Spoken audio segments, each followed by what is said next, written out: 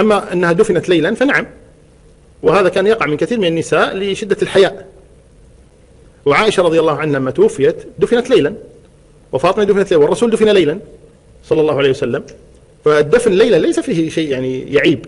الدفن ليلا في الغالب يعني في السابق يكون النساء فيه حياء، ما تبي الرجال يرونها هي محمولة على الأكتاف وغير ذلك، فما ما تريد أن ترى بهذا. هذا أمر.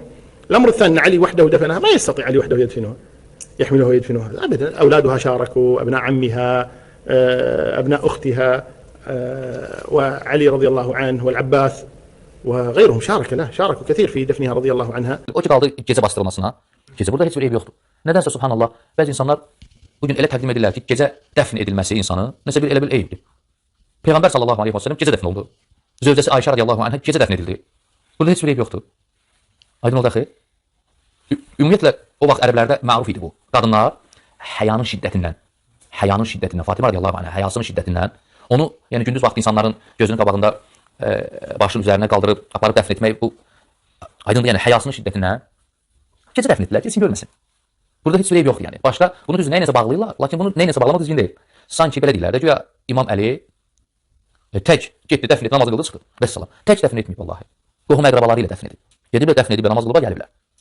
Bunu bu cür təqdim edirlər əslində ki, tək qılıb, gecə qılıb ki, heç kim cənazəni görməsin. Çünki bəzi sahabələrə qəzəblənmişdi.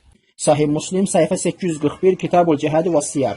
Burada həmin məsələ qeyd olunur ki, Əbu Bəkir xanım Zəhraya salamullahi aleyhə atasından qalan mirası vermir. Əvvəlcə deyilir ki, fəvəcədət Fatimətu alə Əbi Bəkrin fi zəlikə, xanım Zəhra salamullahi aleyhə Əbu Bəkirə qəzəbləndi bu barədə, fəhəcərəthu və oranı tərk etdi, fələm tükəllimhu həttə tuvufiyyət, ölənə qədər onunla danışmadı. Umdatul Qari Şərh-ü Sahih-ül Buxari 17-ci cildə müraciət edirik. Darül Fikr tərəfindən çap olunan kitaba baxa bilərsiniz.